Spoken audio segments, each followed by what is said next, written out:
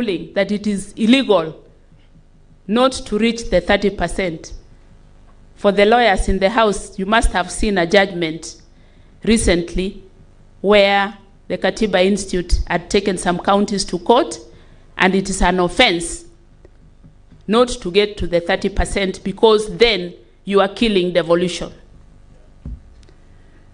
We have seen many weak budgetary controls, and this goes to the generality of the kind of audit queries that we saw, and I'll not belabor that.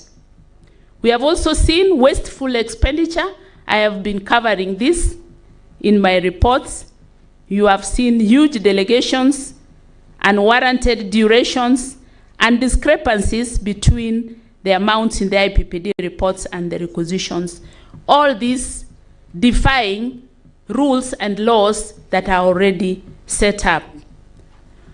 So what can we do? I just thought I would run through a few recommendations so that I can generate discussion.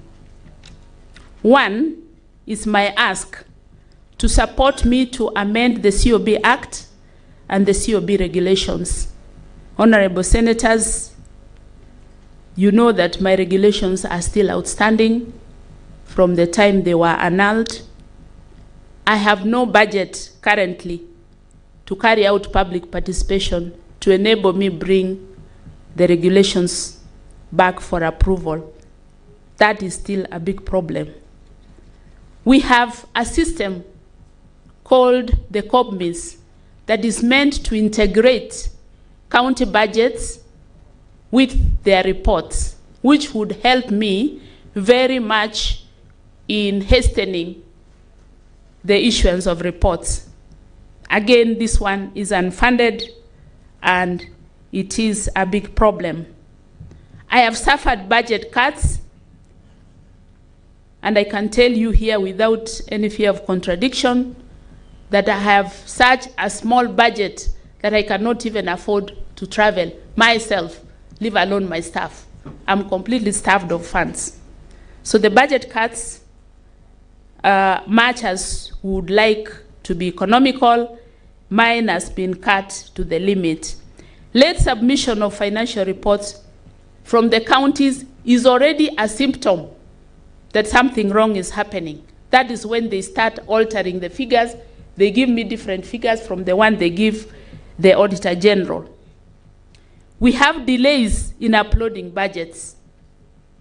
Senators, would you please help me? Last financial year, nobody brought a budget to me by 1st July. In fact, the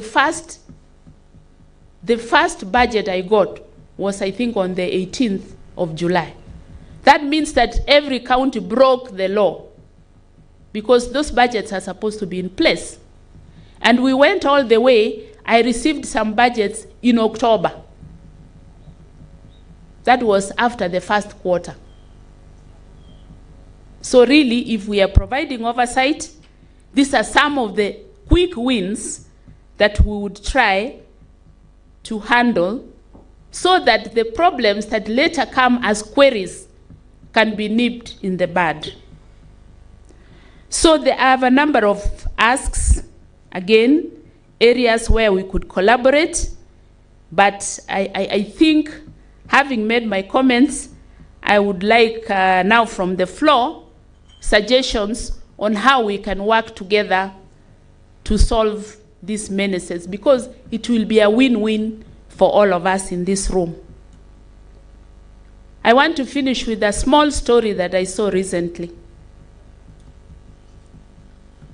I watched a bird of prey that has got very good eyesight. I think it's the eagle.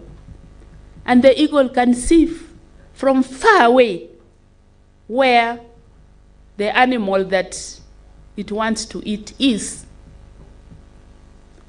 But as it is coming down, there are also some small animals, some birds, that have learned to know that the eagle is coming down. So they have crafted a certain sound. They'll say, "Chwee chwee." And when they make that noise, It is transmitted like an email across the forest, and all the small animals know.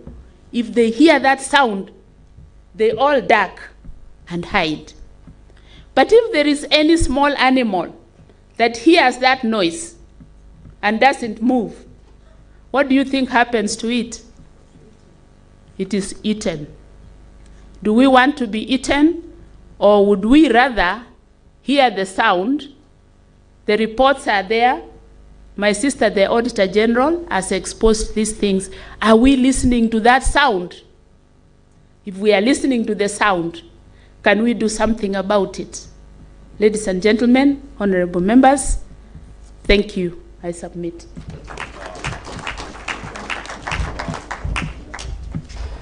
That one deserves a loud applause. She has used her time very well and given us a remainder of 1 minute. We thank you, madam. Now,